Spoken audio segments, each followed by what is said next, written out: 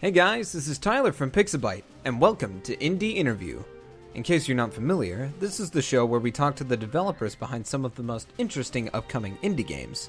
Today, I'm here with David from BitFlipGames, joining us via Skype to talk about their upcoming title, Minion Master.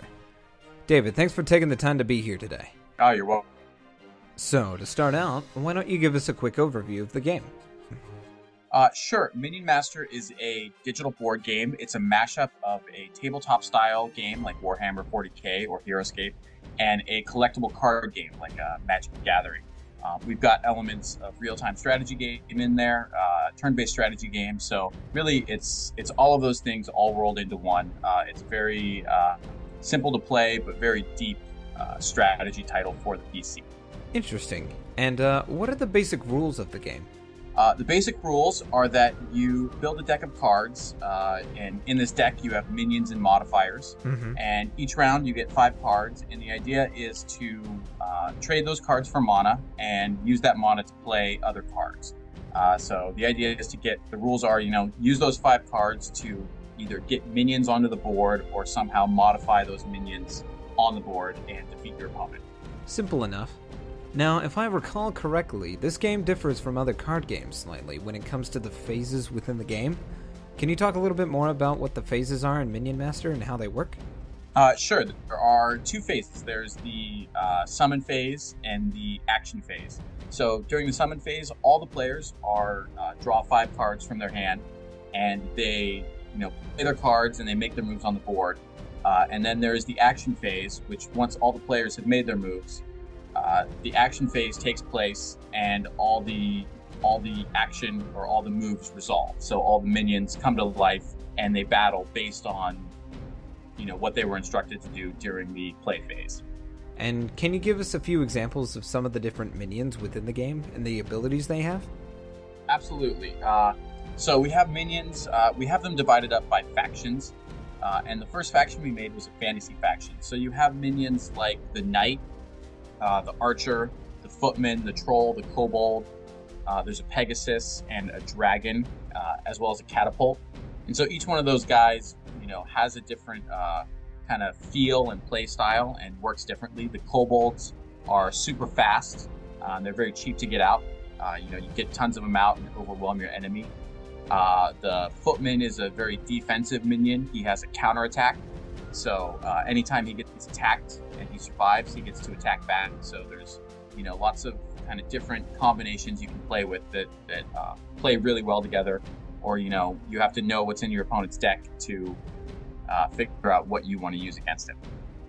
So, speaking of decks, if you were to build one of your own, how many cards would you need to put into it before it can officially be used in a battle? Well, the great thing is we have each card has a deck point value. So if you build 2 decks and the deck points of all the cards add up to 100 or 120, then those decks should be about evenly powered. And when you play a match, you can say, well, I want this match to be a 100-point deck match or a 200-point deck match or a 300-point deck match. So there's really no limit. You can get together with your friends and say, we want to play with micro decks that only have 50 points, or we want to play with giant decks that have 1,000 points. Most of the pre-built decks that we've been making have between 115 and 140, 150 points, and those usually have anywhere from 30 to 50 cards in them. Well, that's definitely a cool way to ensure everything stays balanced and equal. Now, since this game is heavily multiplayer focused, can you talk a little about how many players will be allowed per game? Sure. It'll be configurable. So the easiest thing to do would be, we're going to play with 2 teams of 3. So, you get 6 players in a match, in one team, 3 in another. But we'll also be supporting scenarios and multiple teams. So you could play 3 teams of 2, 2, 2, and 2. Or maybe if you want to have an arch-enemy style match, you have a 5-on-1 scenario. Huh, that's cool.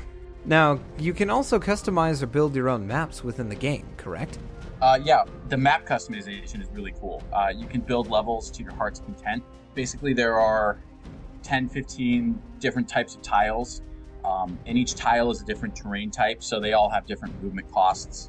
And there are some tiles that, only flying minions can go on. And the level editor it's the same tool that we use in-house to build our levels. Interesting. So how did this game originally start out?